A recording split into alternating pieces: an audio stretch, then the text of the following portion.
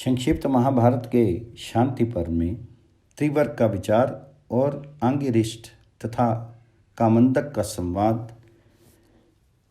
युधिष्ठिर ने पूछा, तात अब मैं सुनना चाहता हूं कि धर्म और काम का निर्णय कैसे करना चाहिए। धर्म, अर्थ और काम किस उद्देश्य से किए जाते हैं? इनकी उत्पत्ति का कारण क्या है? ये कहीं एक साथ मिले हुए और कहीं अलग अलग क्यों रहते हैं? तो भीष्म जी ने कहा, संसार में जब मनुष्यों का चित्त शुद्ध होता है और वे धर्मपूर्वक किसी अर्थ की प्राप्ति का निश्चय करके प्रवृत्त होते हैं, उस उचित काल, कारण तथा सम्यक क्रम के अनुष्ठानवश धर्म, अर्थ और काम तीनों एक साथ मिले हुए प्रकट होते हैं। इनमें धर्म तो अर्थ का कारण है और काम अर्थ का फल कहलाता है, परंतु इन तीनों का मूल कारण है संकल्प। संकल्प है विषय रूप और संपूर्ण विषय इंद्रियों के उपभोग में आने के लिए है। यही धर्म, अर्थ और काम का मूल है। इससे निवृत्त होना ही मोक्ष है। फल इच्छा को त्याग करके त्रिवर्ग का सेवन किया जाए तो उसका पर्यवसान भी मोक्ष में ही होता है। यदि मनुष्य उसे प्राप्त कर सके तो बड़े सौभाग्य की बात है। अर्थ सिद्धि के लिए समझ बूझ कर धर्म अनुष्ठान करने पर भी कभी अर्थ की सिद्धि होती है, कभी नहीं होती। इसके सिवा कभी दूसरे कामों से भी अर्थ की सिद्धि हो जाती है और कभी अर्थ नष्ट भी हो जाता है। फल की इच्छा धर्म का मल है। केवल गाड़ कर रखना धन का मल है और सगुण वर्जित, संतान उत्पत्ति के उद्देश्य से रहित, केवल अमोद प्रमोद पर ही दृष्टि रखना ये काम का फल है। इस विषय में जानकार लोग राजा अंगरिष्ठ और कामंदक ऋषि का संवाद सुनाया करते हैं। ये एक प्राचीन इतिहास है। किसी समय की बात है, कामंदक ऋषि अपने आश्रम में बैठे थे। उन्हें प्रणाम करके राजा अंगिरस ने पूछा, मुनिवर, यदि राजा काम और मोह के वशीभूत होकर पाप कर बैठे और फिर उसे पश्चाताप होने लगे तो उसके उस पाप को दूर करने के लिए कौन सा प्रायश्चित है? तो कामंदक ने कहा, राजन, जो धर्म और अर्थ का परित्याग करके केवल काम का ही सेवन करता है उसकी बुद्धि नष्ट हो जाती है। बुद्धि का नाश ही मोह है। वह धर्म और अर्थ दोनों को नष्ट करता है। इससे मनुष्यों में नास्तिकता आती है और वह दुराचार में प्रवृत्त हो जाते हैं। ऐसी दशा में प्रजा उनका साथ नहीं देती। साधु और ब्राह्मण भी उससे अलग हो जाते हैं। फिर तो उसका जीवन खतरे में पड़ जाता है और अंतोतगत्वा प्रजा के हाथ से मारा भी जाता है। इस अवस्था में आचार्य लोग उनके लिए ये कर्तव्य बतलाते हैं, वे अपने पापों की निंदा, वेदों का निरंतर स्वाध्याय और ब्राह्मणों का सत्कार करें, धर्म में मन लगावे और उत्तम कुल में विवाह करें, उदार और क्षमाशील ब्राह्मणों की सेवा में रहे, जल में खड़ा होकर गायत्री का जप करे, सदा प्रसन्न रहे, पापियों को राज्य के बाहर निकाल करके धर्मात्माओं का सत्संग करे, मीठी वाणी तथा उत्तम कर्म के द्वारा सबको प्रसन्न रखे और दूसरों के गुणों का बखान करे। जो राजा इस प्रकार अपना आचरण बना लेता है वह शीघ्र ही निष्पाप होकर सबके सम्मान का पात्र बन जाता है। वह अपने कठिन से कठिन पापों का भी नाश कर डालता है।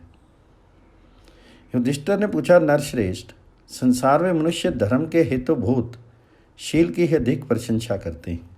अतः यदि आप मुझे सुनने का अधिकारी समझें तो यही बताने की कृपा करें कि उस शील का क्या लक्षण होता है और वह कैसे प्राप्त होता है। तो भीष्म जी ने कहा, राजन, इंद्रप्रस्थ में जब तुम्हारा राजसूय यज्ञ हुआ था उस समय तुम्हारी अनुपम समृद्धि और सभा भवन को देखकर दुर्योधन को बड़ा संताप हुआ। वहां से लौटने पर उसने अपने पिता से सारी बातें कह सुनाई। तब धृतराष्ट्र ने कहा, बेटा, यदि तुम युधिष्ठिर की ही भांति या उससे ही बढ़कर राज्य लक्ष्मी पाना चाहते हो तो शीलवान बनो। शील से तीनों लोग जीते जा सकते हैं। शीलवानों के लिए संसार में कोई भी वस्तु दुर्लभ नहीं है। मनधाता ने एक ही रात में, जन्मेजय ने 3 रातों में और नाभाग ने 7 रातों में ही इस पृथ्वी का राज्य प्राप्त किया था। ये सभी राजा शीलवान तथा दयालु थे। अतः उनके द्वारा गुणों के मोल खरीदी हुई ये पृथ्वी स्वयं ही उनके पास आ गई थी। दुर्योधन ने पूछा, भारत, जिसके द्वारा उन राजाओं ने शीघ्र ही भूमंडल का राज्य पा लिया, वह शील कैसे प्राप्त होता है? तो धृतराज ने कहा, इसके विषय में एक पुराना इतिहास है जिसे नारद जी ने शील के प्रसंग में सुनाया था।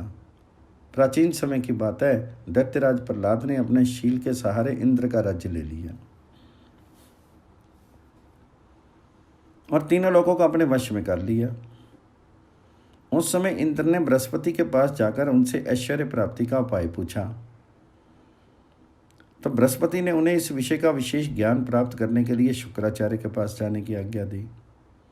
तब उन्होंने प्रसन्नतापूर्वक शुक्राचार्य के पास जाकर फिर वही प्रश्न दोहराया। तो शुक्राचार्य बोले, इसका विशेष ज्ञान महात्मा प्रहलाद को है। ये सुनकर इंद्र बहुत खुश हुए और ब्राह्मण का रूप धारण करके प्रहलाद के पास गए। वहां पहुंचकर उन्होंने कहा, राजन, मैं श्रेय प्राप्ति का उपाय जानना चाहता हूँ, आप बताने की कृपा करें। प्रहलाद ने कहा, विप्रवर, मैं तीनों लोगों के राज्य का प्रबंध करने में व्यस्त रहता हूँ, इसलिए मेरे पास आपको उपदेश करने का समय नहीं है। तो ब्राह्मण ने कहा, महाराज, जब समय मिले तभी मैं आपसे उत्तम आचरण का उपदेश लेना चाहता हूँ। तो ब्राह्मण की सच्ची निष्ठा देखकर प्रहलाद बड़े प्रसन्न हुए और शुभ समय आने पर उन्होंने उसे ज्ञान का तत्व समझाया। ब्राह्मण ने भी अपनी उत्तम गुरु भक्ति का परिचय दिया। उसने प्रहलाद की इच्छा अनुसार न्यायोचित रीति से भली भांति उनकी सेवा की। फिर समय पाकर उनसे अनेकों बार ये प्रश्न किया कि त्रिभुवन का उत्तम राज्य आपको कैसे मिला, उसका कारण मुझे बताइए। तो प्रहलाद ने कहा, विप्रवर, मैं राजा हूँ, इस अभिमान में आकर कभी ब्राह्मणों की निंदा नहीं करना, बल्कि जब वे मुझे शुक्र नीति का उपदेश करते हैं उस समय संयम पूर्वक उनकी बातें सुनता हूँ और उनकी आज्ञा को सिर पर धारण करता हूँ। यथाशक्ति शुक्राचार्य के बताए हुए नीति मार्ग पर चलता हूँ, ब्राह्मणों की सेवा करता हूँ, किसी का दोष नहीं देखता, धर्म में मन लगाता हूँ, क्रोध को जीतकर मन को काबू में रखकर इंद्रियों को भी सदा वश में किए रहता हूँ। मेरे इस वर्ताव को जानकर ही विद्वान ब्राह्मण मुझे अच्छे अच्छे उपदेश दिया करते हैं और मैं उनके वचन अमृतों का पान करता रहता हूँ। इसलिए जैसे चंद्रमा नक्षत्रों का शासन करते हैं उसी प्रकार मैं भी अपने जाति वालों का राज्य करता हूँ। शुक्राचार्य का नीति शास्त्र ही इस भूमंडल का अमृत है, यही उत्तम नेत्र है और यही श्रेय प्राप्ति का सर्वोत्तम उपाय है। तब प्रहलाद से इस प्रकार उपदेश पाकर भी वह ब्राह्मण उनकी सेवा में लगा ही रहा। तब उन्होंने कहा, विप्रवर, तुमने गुरु के समान मेरी सेवा की है, तुम्हारे इस वर्ताव से प्रसन्न होकर मैं तुम्हें वर देना चाहता हूँ। तुम्हारी जो इच्छा हो मांग लो, मैं उसे अवश्य पूर्ण करूँगा। ब्राह्मण ने कहा, महाराज, यदि आप प्रसन्न हैं और मेरा प्रिय करना चाहते हैं तो मुझे आपका ही शील ग्रहण करने की इच्छा है, वही वर दीजिए। ऐसा वरदान मांगने पर प्रहलाद को बड़ा आश्चर्य हुआ। उसने सोचा, ये कोई साधारण मनुष्य नहीं होगा। फिर भी तथास्तु कहकर उन्होंने वह वर दे दिया। वर पाकर विप्रवेशधारी इंद्र तो चले गए, परंतु प्रहलाद के मन में बड़ी चिंता हुई। वे सोचने लगे क्या करना चाहिए, मगर किसी निश्चय पर नहीं पहुंच सके। इतने ही में उनके शीर से एक परम कांतिमान छाया में तेज मूर्तिमान होकर प्रकट हुआ। उसे देखकर प्रहलाद ने पूछा, आप कौन हैं? तो उत्तर मिला, मैं शील हूं। तुमने मुझे त्याग दिया, इसलिए जा रहा हूं। अब उसी ब्राह्मण के शीर में निवास करूंगा जो तुम्हारा शिष्य बनकर एकाग्रचित्त से सेवा परायण होकर यहाँ रहा करता था। ये कहकर वह तेज वहाँ से अदृश्य हो गया और इंद्र के शीर में प्रवेश कर गया। उसके अदृश्य होते ही उसी तरह का दूसरा तेज उनके शीर से प्रकट हुआ। प्रहलाद ने उससे पूछा, आप कौन हैं? तो उसने कहा, प्रहलाद, मुझे धर्म समझो। मैं भी उस श्रेष्ठ ब्राह्मण के पास जा रहा हूं, क्योंकि जहां शील होता है वहीं मैं भी रहता हूं। यूं कहकर ज्यों ही वह विदा हुआ त्यों ही तीसरे तेजों में विग्रह प्रकट हुआ। उससे भी वही प्रश्न हुआ कि आप कौन हैं? उस तेजस्वी ने उत्तर दिया, असुरेंद्र, मैं सत्य हूं और धर्म के पीछे जा रहा हूं। सत्य के जाने पर एक और महाबली पुरुष प्रकट हुए। पूछने पर उसने कहा, प्रहलाद, मुझे सदाचार समझो। जहां सत्य हो वहीं मैं भी रहता हूं। उसके चले जाने पर उसके शीर से बड़े जोर की गर्जना करता हुआ एक तेजस्वी पुरुष और प्रकट हुआ। परिचय पूछने पर वो बोला, मैं बल हूं और जहां सदाचार गया है वहीं स्वयं भी जा रहा हूं। ये कहकर वो भी चला गया। तत्पश्चात प्रहलाद के शीर से एक प्रभामयी देवी प्रकट हुई। पूछने पर उसने बताया, मैं लक्ष्मी हूं। तुमने मुझे त्याग दिया है, इसलिए यहां से चली जाती हूं, क्योंकि जहां बल रहता है वहीं मैं भी रहती हूं। प्रहलाद ने पुनः प्रश्न किया, देवी, तुम कहां जाती हो? वह श्रेष्ठ ब्राह्मण कौन था? मैं इसका रहस्य जानना चाहता हूं। तो लक्ष्मी बोली, तुमने जिसे उपदेश दिया वह ब्रह्मचारी ब्राह्मण के रूप में साक्षात इंद्र थे। तीनों लोकों में जो तुम्हारा ऐश्वर्य फैला हुआ था ये उन्होंने हर लिया। धर्मज्ञ, तुमने शील के ही द्वारा तीनों लोकों पर विजय पाई थी। ये जानकर इंद्र ने तुम्हारे शील का अपहरण किया है। धर्म, सत्य, सदाचार, बल और मैं लक्ष्मी, ये सब शील के ही आधार पर रहते हैं। शील ही सबकी जड़ है। ये कहकर लक्ष्मी और शील आदि सभी गुण इंद्र के पास चले गए। इस कथा को सुनकर दुर्योधन ने पुनः अपने पिता से पूछा, कुरुनंदन, मैं शील का तत्व जानना चाहता हूँ, मुझे समझाइए और जिस तरह उसकी प्राप्ति हो सके वह उपाय भी बताइए। तो धृतराष्ट्र ने कहा, बेटा, शील का स्वरूप और उसे पाने का उपाय, ये दोनों बातें महात्मा प्रहलाद ने पहले ही बताई हैं। मैं संक्षेप से शील की प्राप्ति का उपाय मात्र बता रहा हूँ, ध्यान देकर सुनो। मन, वाणी और शील से किसी भी प्राणी के साथ द्रोह मत करो। सब पर दया करो। अपनी शक्ति के अनुसार दान दो।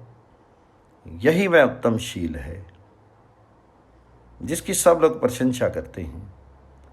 अपने जिस किसी कार्य या पुरुषार्थ से दूसरे का हित ना होता हो तथा जिसे करने से संकोच का सामना करना पड़े, वह सब किसी तरह नहीं करना चाहिए। जिस काम को जिस तरह करने से मानव समाज में प्रशंसा हो, वह काम उसी तरह करना चाहिए। थोड़े में वही शील का स्वरूप है। इस तत्व को ठीक ठीक तरह से समझ लो, और यदि युधिष्ठिर से भी अच्छी संपत्ति प्राप्त करना चाहते हो तो शीलवान बनो। भीष्म जी कहते हैं, कुंती नंदन, राजा धृतराष्ट्र ने अपने पुत्र को यह उपदेश दिया था, तुम भी इसका आचरण करो, इससे तुम्हें भी वही फल प्राप्त होगा।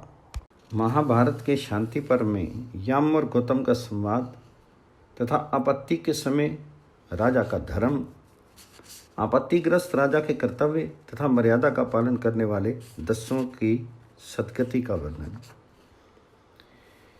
युधिष्ठिर ने कहा, दादाजी, जैसे अमृत को पीने से तृप्ति नहीं होकर और पीने की इच्छा बढ़ती जाती है, उसी प्रकार आपका उपदेश सुनने से मेरा मन नहीं भरता, बल्कि और अधिक सुनने की इच्छा जागृत होती है। इसलिए पुनः धर्म की ही बातें बताइए। आपके धर्म उपदेश रूपी अमृत का पान करने से मुझे तृप्ति नहीं होती। तो भीष्म जी ने कहा, अब मैं तुम्हें एक प्राचीन इतिहास सुनाता हूँ। परयात्र नामक पर्वत पर महर्षि गौतम का महान आश्रम है।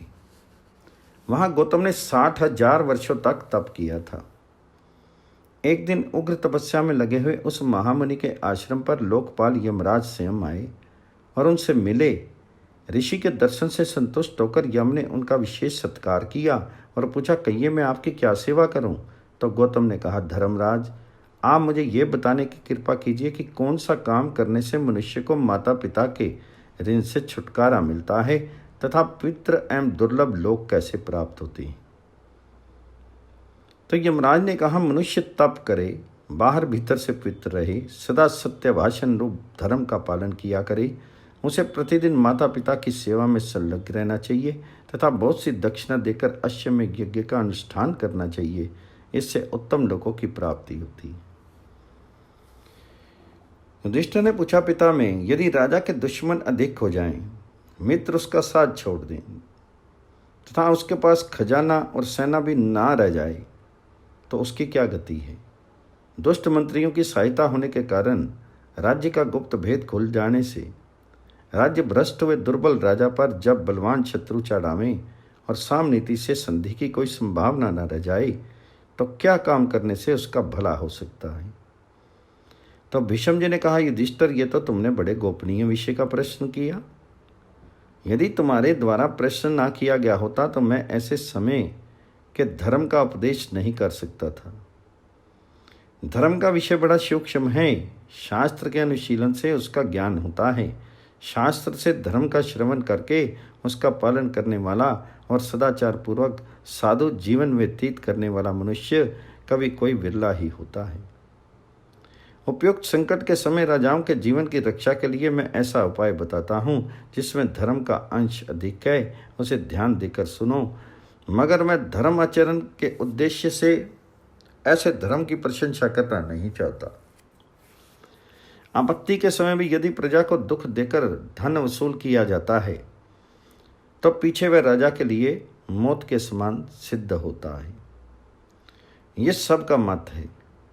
पुरुष ज्यों ज्यों शास्त्र का स्वाध्याय करता है त्यों ही त्यों उसका ज्ञान बढ़ता है। फिर तो ज्ञान प्राप्त करने में उसकी विशेष रुचि हो जाती है और उसके द्वारा वह संकट से बचने का उपाय स्वयं ही ढूंढ निकालता है। अब अपने प्रश्न के अनुसार प्रासंगिक बातें सुनो। खजाने के नष्ट होने से ही राजा के बल का नाश होता है, इसलिए वह प्रजा से धन लेकर अपने कोष की वृद्धि करे। फिर अच्छा समय आने पर प्रजा के ऊपर धन आदि देकर अनुग्रह करे। यही सदा का धर्म है। प्राचीन काल के राजाओं में भी आपत्ति के समय इस उपाय धर्म का ही आश्रय लिया था। सामर्थ्यशाली पुरुषों का धर्म दूसरा है और विपत्तिग्रस्त मनुष्यों का दूसरा। इसलिए पहले कोष संग्रह करके फिर धर्म का पालन करें। राजा ऐसा बर्ताव करे जिससे उसका धर्म भी बना रहे और उसे शत्रु के अधीन भी नहीं होना पड़े। वे अपने को विपत्ति में नहीं डाले। हर एक उपाय के द्वारा अपने उद्धार के लिए ही प्रयत्न करे।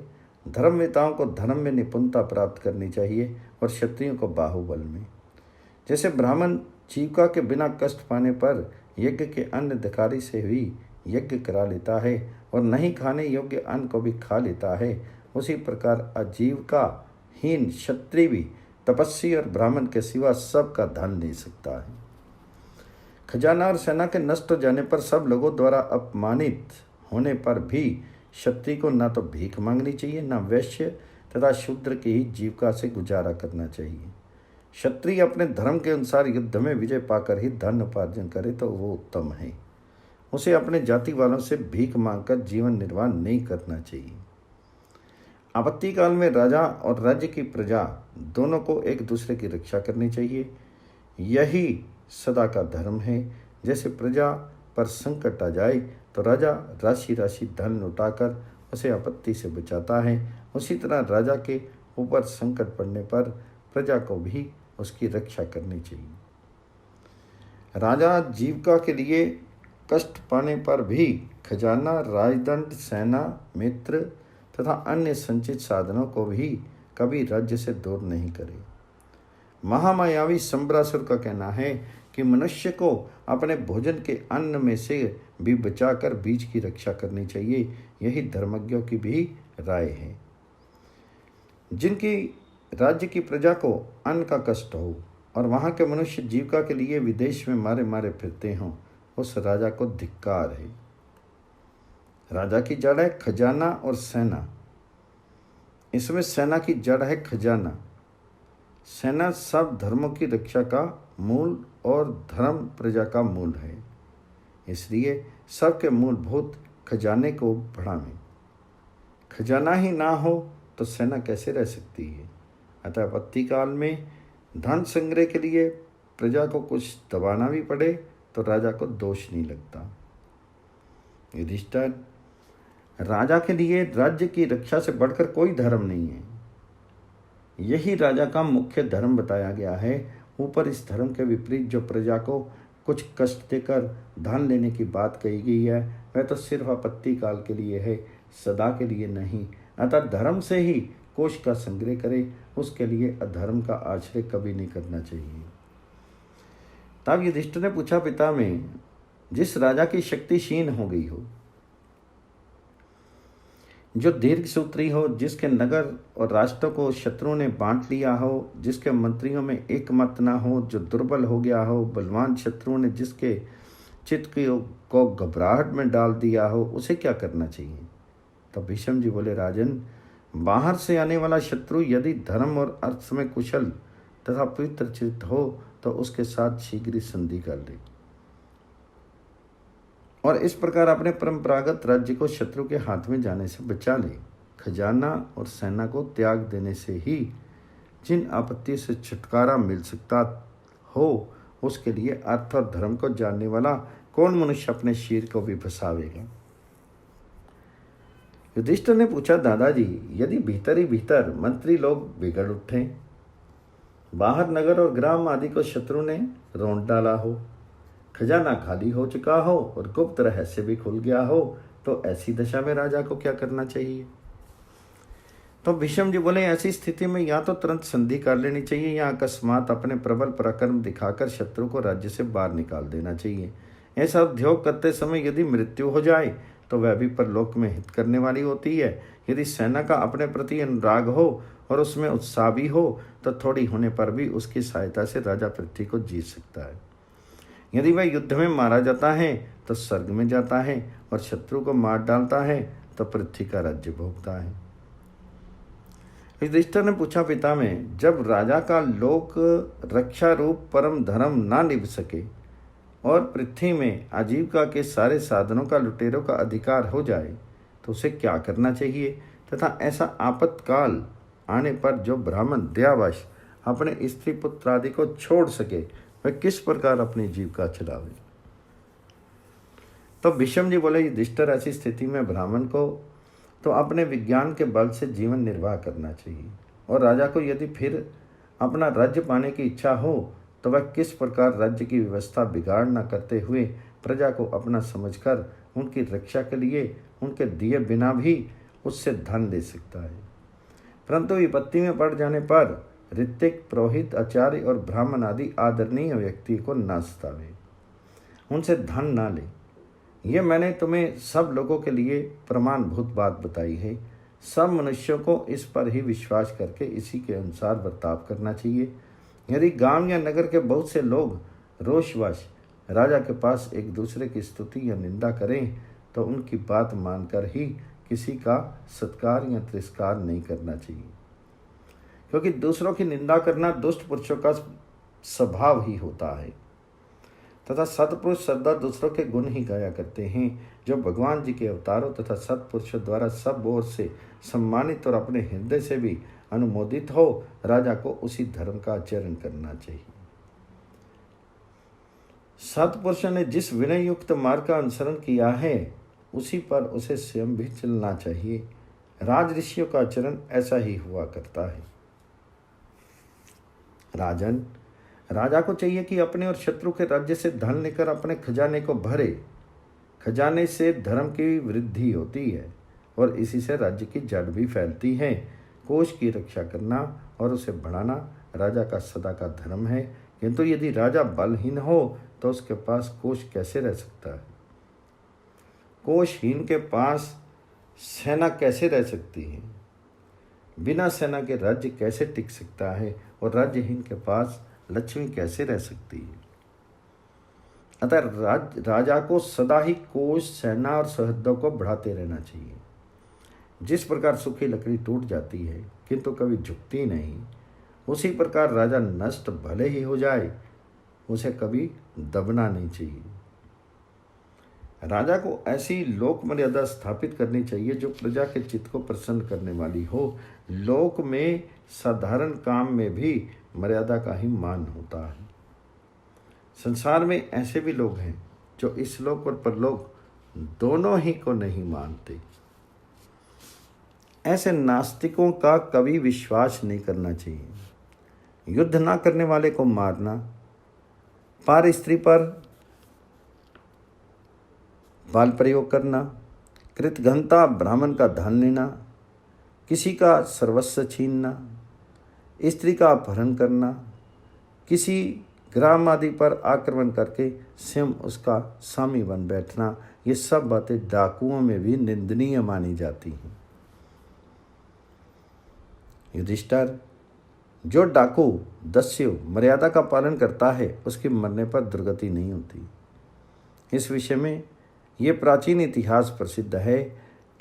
कायव्य नाम के एक निषाद पुत्र ने दस्यु होने पर भी सिद्धि प्राप्त कर ली थी।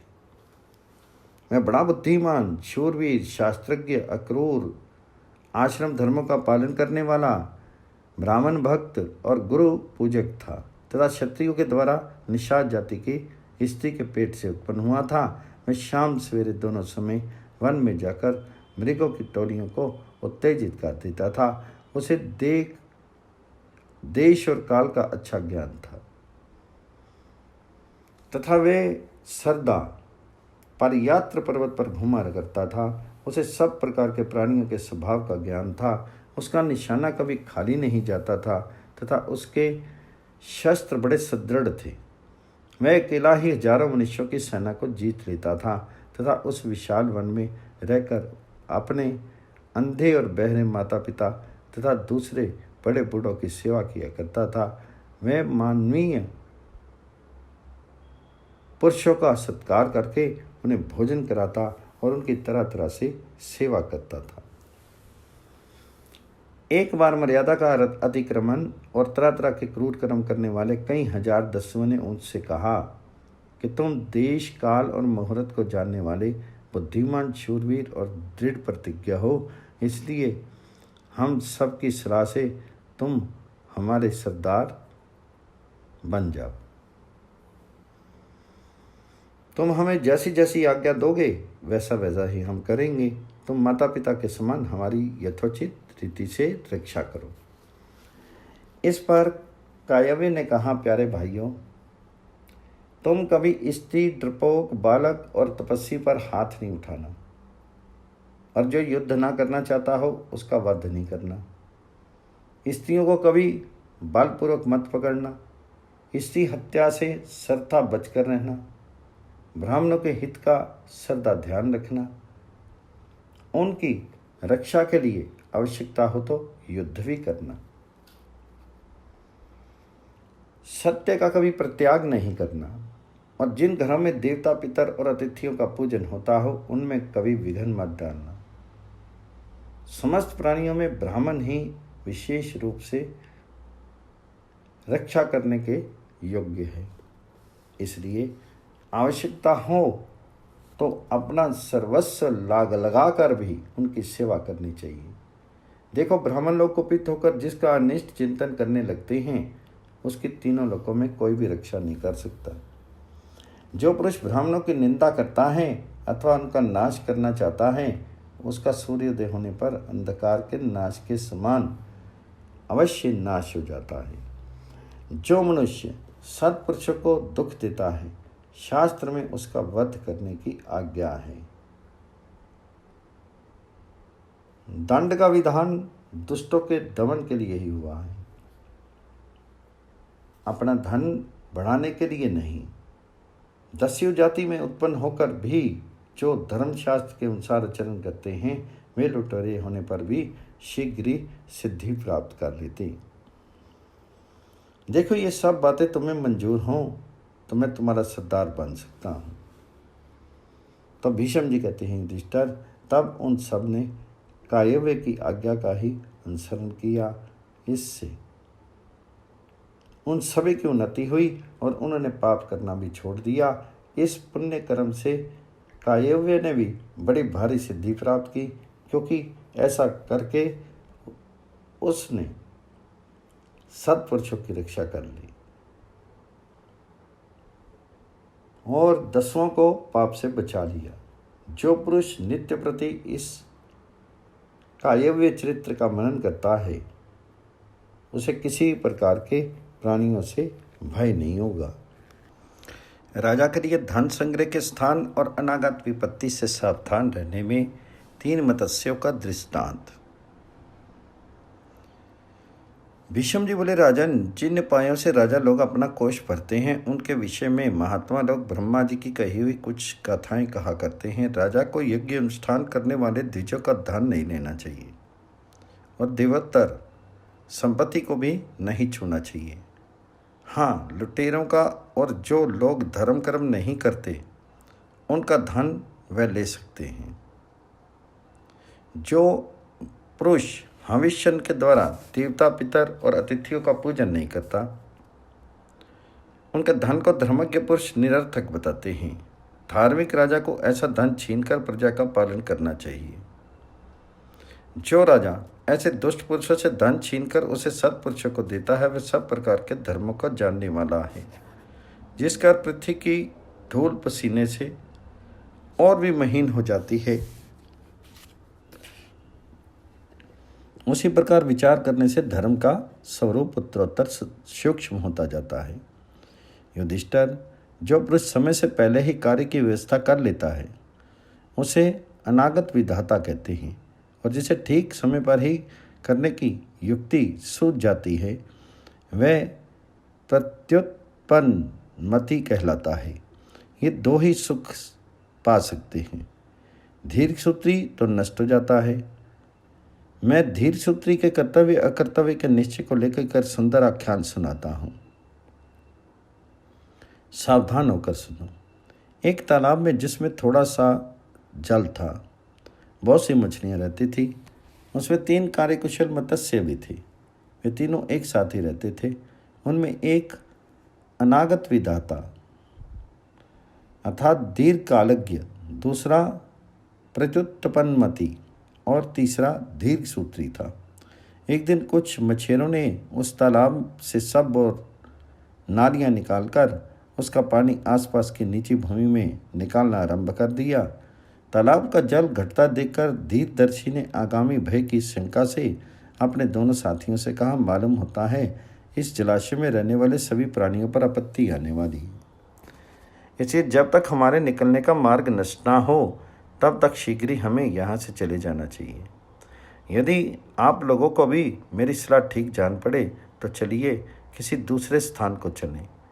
इस पर धीरसूत्री ने कहा, तुमने बात तो ठीक ही कही है, किंतु मेरा ऐसा विचार है कि अभी हमें जल्दी नहीं करनी चाहिए।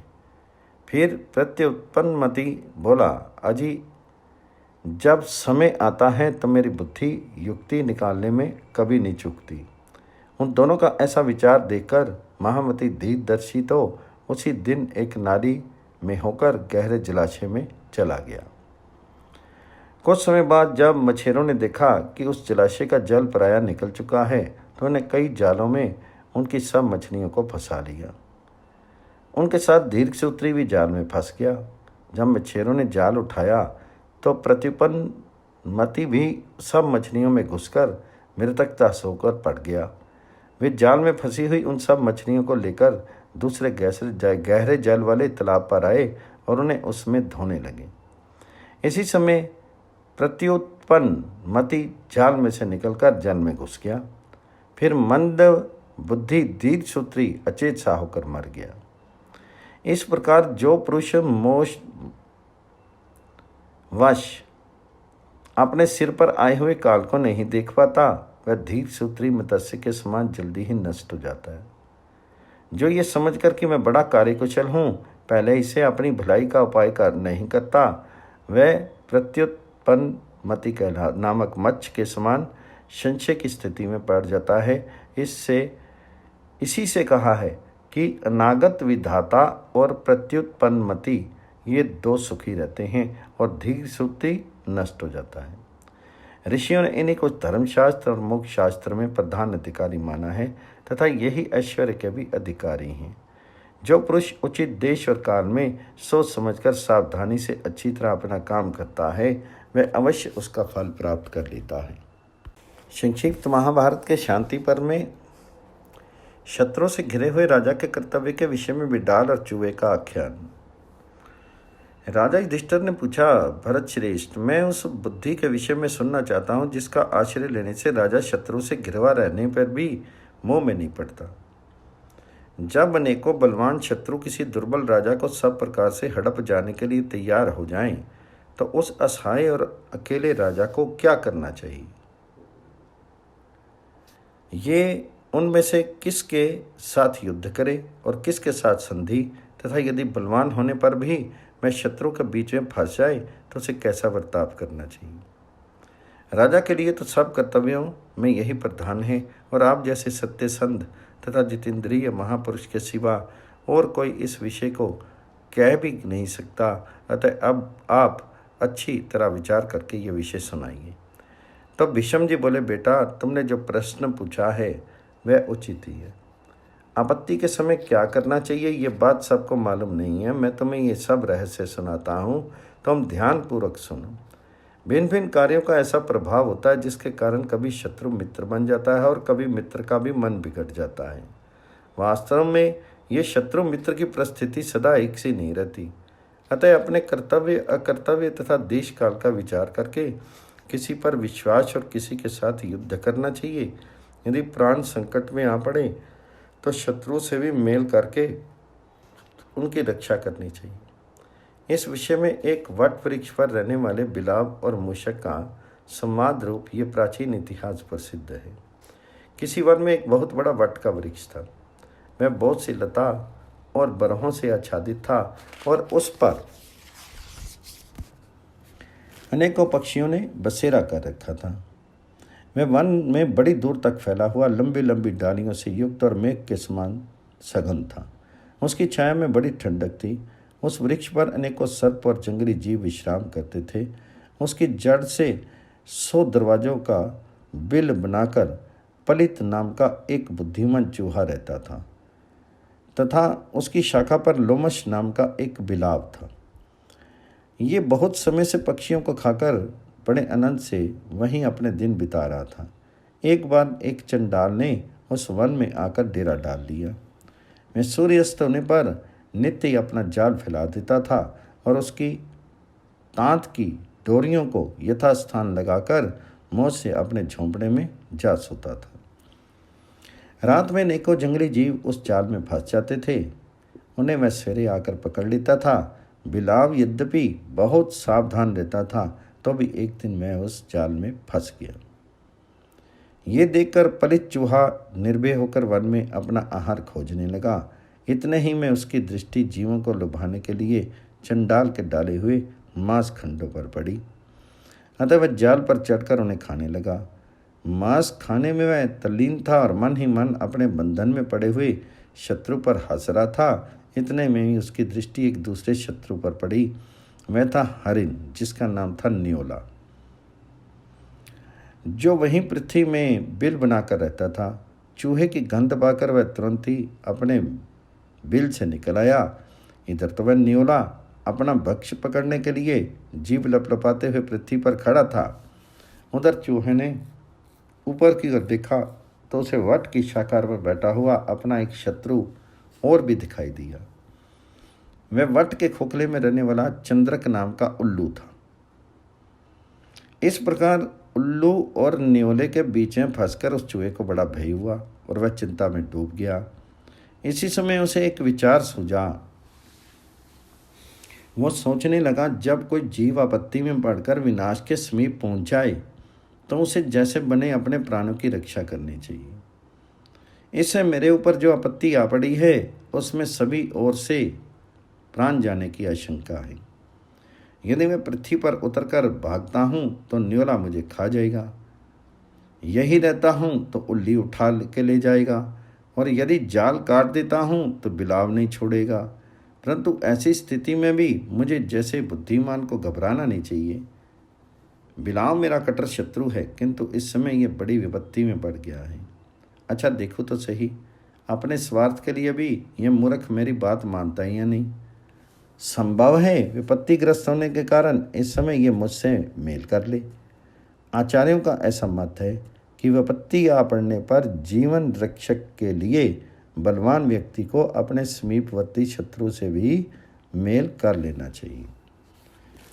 बुद्धिमान शत्रु भी अच्छा होता है और मूर्ख मित्र भी किसी काम का नहीं होता।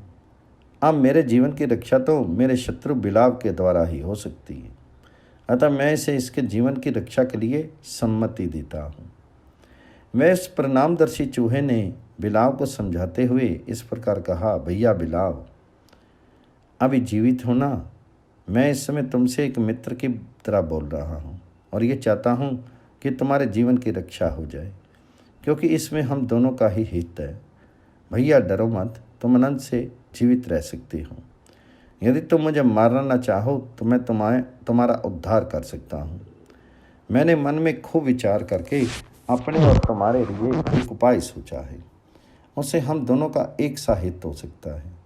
देखो, ये न्योला और उल्लू मेरी घात में बैठे हुए हैं। अभी उन्होंने मुझ पर आक्रमण नहीं किया है, इसी से अब तक मैं बचा हुआ हूँ। चपलनेन उल्लू डाल पर बैठा हुआ हूँ कर रहा है और मेरी ओर ताक लगाए बैठा है। इस पापी से मुझे बहुत डर लगता है। 7 पुरुषों में तो 7 पग साथ रहने से ही मित्रता हो जाती है। तुम भी बड़े बुद्धिमान हो, इसलिए मेरे मित्र हो। अब मुझे तुमसे कोई भय नहीं है और मैं इतने दिन साथ रहने का अपना धर्म निभाऊंगा।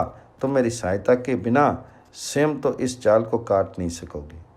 हाँ, यदि तुम मुझे नहीं मारो तो मैं तुम्हारा बंधन काट सकता हूँ। इससे मेरी इच्छा है कि हम दोनों में प्रीति बढ़े और नित्य प्रति हमारा समागम हुआ करे। देखो, जब कोई पुरुष लकड़ी का सहारा लेकर किसी गहरी नदी को पार करता है तो वह उस लकड़ी को किनारे लगा देता है और वह लकड़ी उसे पार पहुंचा देती है। इसी तरह हम दोनों का भी मेल हो सकता है। मैं तुम्हें इस विपत्ति से पार कर दूंगा और तुम मुझे आपत्ति से बचा लोगे। इस प्रकार जब पलित चूहे ने दोनों के हित की बात कही तो उसे युक्ति युक्त और मानने योग्य समझकर वह बुद्धिमान बिलाव ने अपनी दिशा पर दृष्टि डालकर उसकी बड़ी सराहना की और फिर उसकी ओर देखते हुए इस प्रकार कहने लगा, सौम्य, तुम मुझे जीवित रखना चाहते हो, ये देखकर मुझे बड़ी प्रसन्नता होती है। इस समय अवश्य मैं बड़ी आपत्ति में पड़ गया हूँ और मुझसे भी बढ़कर तुम्हारे ऊपर विपत्ति मंडरा रही है, अतः हम दोनों आपत्तिग्रस्तों में शीघ्र ही संधि हो जानी चाहिए। मैं समय के अनुसार अवश्य तुम्हारा काम बनाने का प्रयत्न करूँगा। वह ये विपत्ति टल जाएगी तो तुम्हारा उपकार व्यर्थ नहीं होगा। इससे मेरा मान भंग हो चुका है, तुम्हारे प्रति मेरी भक्ति हो रही है। अब तो मैं तुम्हारी शरण में हूँ और जैसा तुम कहोगे वैसा ही करूँगा। लोमश के इस प्रकार कहने पर पलित ने उससे ये अभिप्रायपूर्ण वचन कहा, इससे मुझे न्योले से बड़ा डर लग रहा है। मैं तुम्हारे नीचे छिप जाना चाहता हूँ। तुम मेरी रक्षा करना, मार मत डालना। इधर ये पापी उल्लू मेरे प्राणों का ग्राहक बना हुआ है, इससे भी तुम मुझे बचा लो। इसके बाद मैं तुम्हारा जाल काट दूंगा। ये बात मैं तुमसे सत्य की शपथ करके कहता हूँ। चूहे की वह युक्ति युक्त बात सुनकर लोमश ने उसकी ओर हर्ष भरी दृष्टि से देखा और स्वागत द्वारा सत्कार करते हुए उससे सहृदतापूर्वक कहा, तुम जल्दी ही यहाँ आ जाओ। भगवान तुम्हारा मंगल करे। तुम तो मेरे प्राणों के समान प्रिय सखा हो। इस समय तो तुम्हारी कृपा से ही मेरी प्राण रक्षा होगी। इसलिए मित्र, आओ हम तुम दोनों संधि कर लें। भैया, इस संकट से छूट जाने पर मैं अपने मित्र बंधु बांधवों के सहित तुम्हारे सभी प्रिय और हितकारी काम करता रहूँगा। चूहा बोला, सौम्य, इस आपत्ति से बच जाने पर मैं भी तुम्हारी प्रीति संपादन करूँगा। जब तुम मेरा प्रिय करोगे तो मैं भी अवश्य तुम्हारा हित करूँगा। यद्यपि उपकार का बहुत कुछ बदला देने पर भी मैं पहली बार उपकार करने वाले के सत्कर्म की बराबरी नहीं कर सकता, क्योंकि पीछे वाला तो उपकृत होने पर ही उपकार करता है, किंतु पहले उपकार करने वाला किसी कारण से वैसा नहीं करता। तो भीष्म जी कहते हैं, युधिष्ठिर, इस प्रकार बिलाव को उसका स्वार्थ अच्छी तरह समझाकर चूहा आनंद से उसकी गोद में जा बैठा। बिलाव ने भी उसे ऐसे निशंक कर दिया, वह माता पिता की गोद के समान उसकी छाती से लगकर सो गया। जब न्योले और उल्लू ने उसे बिलाव की गोद में छिपा देखा तो वे निराश हो गए और उनकी ऐसी गहरी प्रीति देखकर उन्हें बड़ा विस्मय हुआ। अंत में निराश होकर वे अपने अपने स्थान को चलेगी। चूहा देश काल की गति को अच्छी तरह जानता था, इसलिए वह बिलाव के शीर पर चढ़कर चंडाल के आने की प्रतीक्षा करते हुए धीरे धीरे जाल काटने लगा। बिलाव बंधन के खेत से ऊब उठा था। उसने देखा कि चूहा जाल को काटने में फुर्ती नहीं कर रहा है, इसलिए उसे जल्दी करने के लिए उकसाते हुए कहा, सौम्य, तुम जल्दी क्यों नहीं करते हो? देखो चंडाल आता होगा, उसके आने से पहले ही मेरे बंदरों को काट दो। इस पर पलित ने उससे कहा, भैया चुप रहो, घबराओ मत, मैं समय को खूब समझता हूँ। ठीक अवसर आने पर कभी नहीं चूकूंगा। जो काम असमय में किया जाता है उसको करने वाले का हित नहीं होता, किंतु यदि उसे ठीक समय पर किया जाए तो उससे बड़ा लाभ हो सकता है। यदि मैंने समय से पहले ही तुम्हें छुड़ा दिया तो तुम ही से मुझको भय हो सकता है, इसलिए तुम समय की प्रतीक्षा करो। ऐसी जल्दी क्यों करते हो? जिससे मैं देखूंगा कि चंडाल हथियार लिए हुए इधर आ रहा है, उस समय तुम्हें सामान्य सा भय होता देखकर ही मैं तुम्हारे बंधन काट डालूंगा। उस समय छूटते ही तुम्हें भयवश वृक्ष पर चढ़ना ही सूझेगा और मैं अपने बिल में घुस जाऊंगा।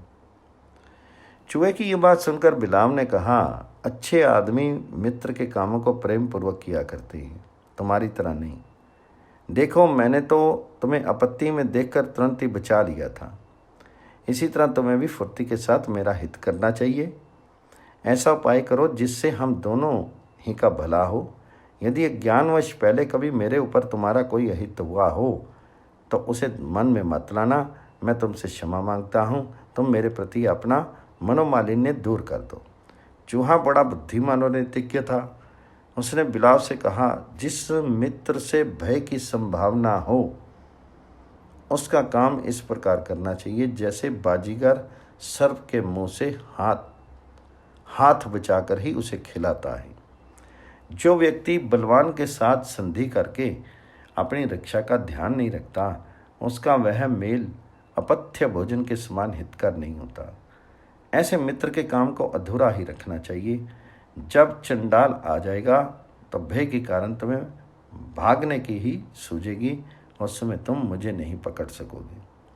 मैंने बहुत से तंतु तो काट डाले हैं, अब केवल एक डोरी बाकी है, उसे मैं उसी समय काट दूंगा, तुम घबराओ मत।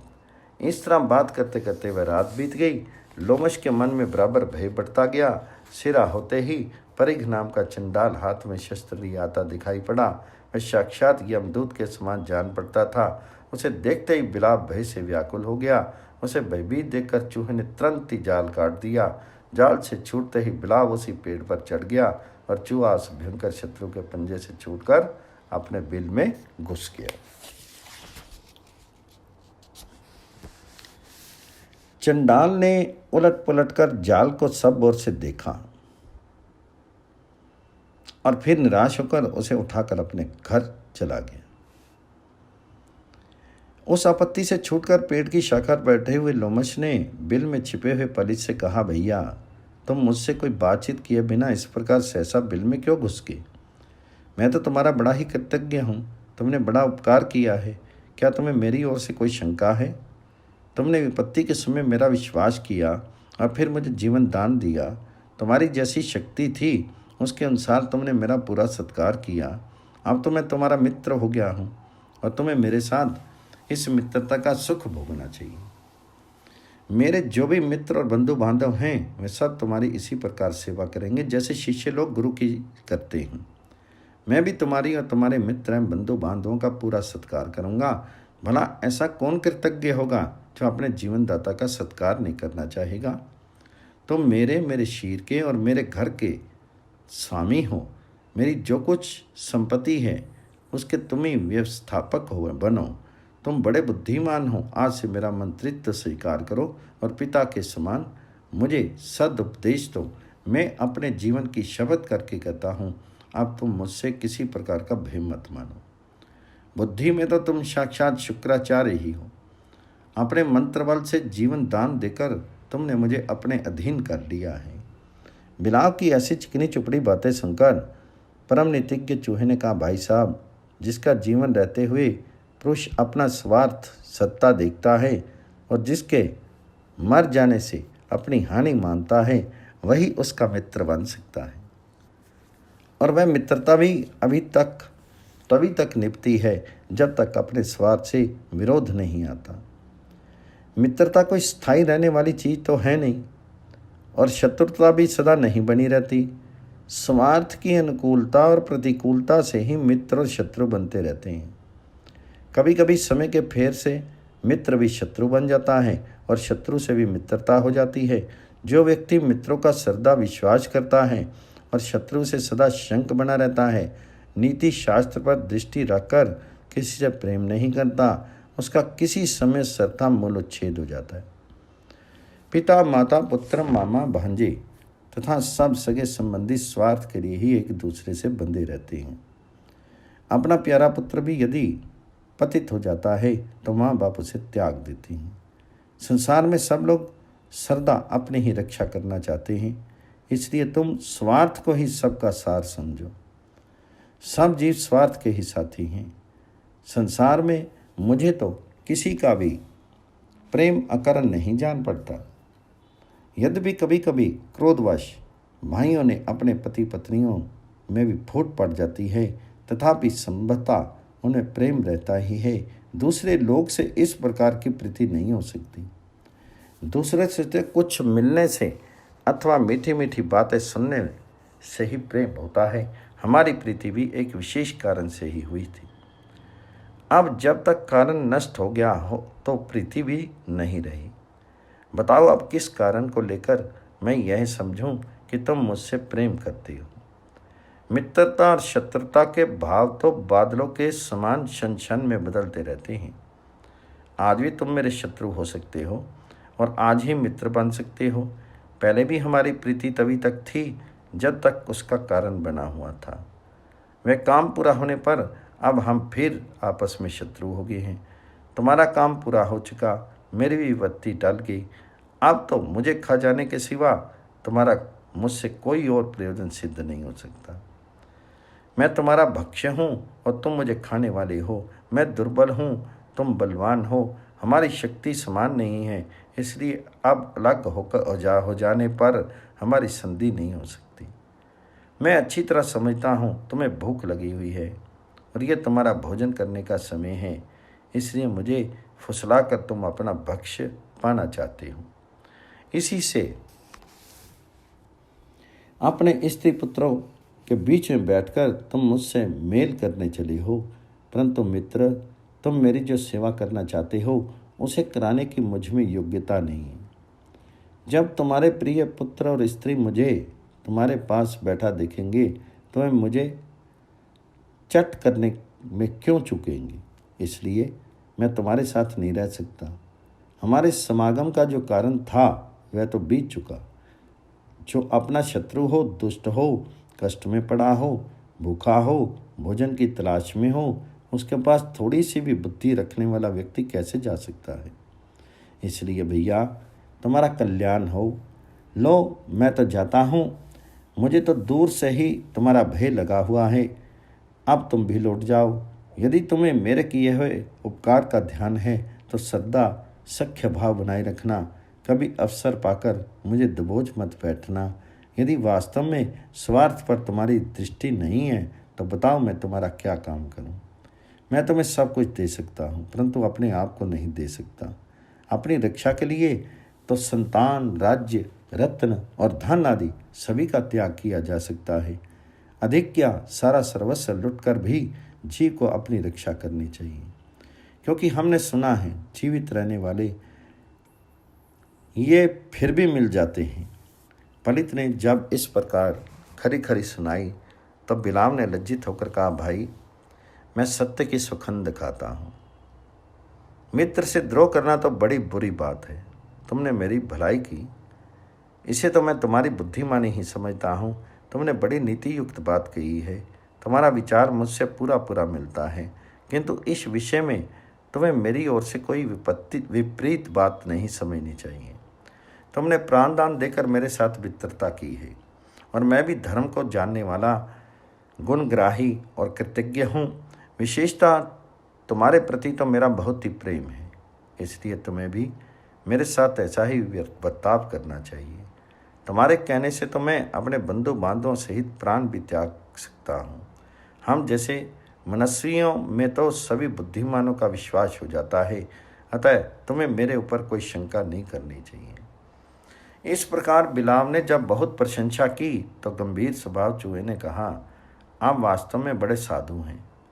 आपके मुख से मैंने जो कुछ सुना है बहुत ठीक है, उससे मुझे प्रसन्नता भी है, परंतु मैं आप में विश्वास नहीं कर सकता। इस संबंध में शुक्राचार्य ने 2 बातें कही हैं, आप उन पर ध्यान दें। जब 2 शत्रुओं पर एक सी विपत्ति आ पड़े तो निर्बल को सबल शत्रु के साथ मेल करके बड़ी सावधानी और युक्ति से काम करना चाहिए, और जब काम हो चुके तो उसका विश्वास नहीं करना चाहिए। दूसरी, जो अविश्वास पात्र हो उसमें कभी विश्वास नहीं करें, और जो विश्वसनीय हो उसमें भी अत्यंत विश्वास नहीं करें। और अपने प्रति तो श्रद्धा दूसरों का विश्वास पैदा करें, किंतु स्वयं दूसरों का विश्वास नहीं करें। नीति शास्त्र का भी संक्षेप में यही सार है कि किसी का विश्वास नहीं करना ही अच्छा है। अतः शत्रु के प्रति विश्वास न रखने में ही जीव का विशेष हित माना गया है। लोमश जी, आप जैसों से तो मुझे श्रद्धा अपनी रक्षा करनी ही चाहिए। इसी प्रकार आप भी अपने जन्म शत्रु चंडाल से बचे रहें। चंडाल नाम सुनते ही बिलाव बहुत डर गया और वहाँ से लपक कर दूसरी जगह चला गया और चूहा अपने बिल में घुस गया। भीष्म जी कहते हैं, राजन, इस प्रकार दुर्बल और अकेला होने पर भी पलित चूहे ने अपने बुद्धि बल से कई प्रबल शत्रुओं को छका दिया। अतः आपत्ति के समय बुद्धिमान पुरुष को शत्रु के साथ भी मेल कर लेना चाहिए। देखो, मूषक और बिला ये दोनों एक दूसरे का आश्रय लेकर विपत्ति से छूट गए थे। इस दृष्टांत से मैंने तुम्हें शास्त्र धर्म का मार्ग भी दिखाया है।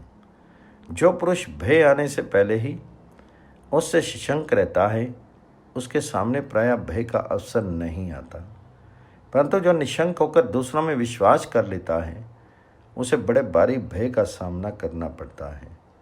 जो मनुष्य निर्भय विचरता है वह किसी प्रकार दूसरे की सलाह भी नहीं सुनता, किंतु जो अपने को अज्ञानी समझता है वह बार बार आप्त पुरुषों के पास जाता है। अतः मनुष्य को निर्भयता दिखाते हुए भी डरते रहना चाहिए और विश्वास प्रदर्शित करते हुए भी दूसरों पर विश्वास नहीं करना चाहिए। राजन, इस प्रकार संधि और विग्रह के समय का विचार करके संकट से छूटने का उपाय करें। जब अपने और शत्रु के ऊपर समान रूप से आपत्ति आ पड़े तो बलवान शत्रु के साथ मेल करने, उसके साथ रहते हुए बड़ी युक्ति से काम करें और काम पूरा हो जाने पर फिर उस पर विश्वास नहीं करें। ये नीति अर्थ, धर्म और काम तीनों को सिद्ध करने वाली है। इसके अनुसार आचरण करके तुम अभ्युदय प्राप्त करो और अपनी प्रजा का पालन करो। ब्राह्मणों के साथ तुम श्रद्धा संसर्ग रखना, उनका साथ इस लोक और परलोक दोनों की जगह परम कल्याणकारी है। राजन, मैंने तुम्हें जो चूहे और बिलाव का दृष्टांत सुनाया है वह संधि और विग्रह दोनों ही के विषय में विशेष बुद्धि देने वाला है। राजा को श्रद्धा इस पर ध्यान रखते हुए शत्रु के साथ व्यवहार करना चाहिए।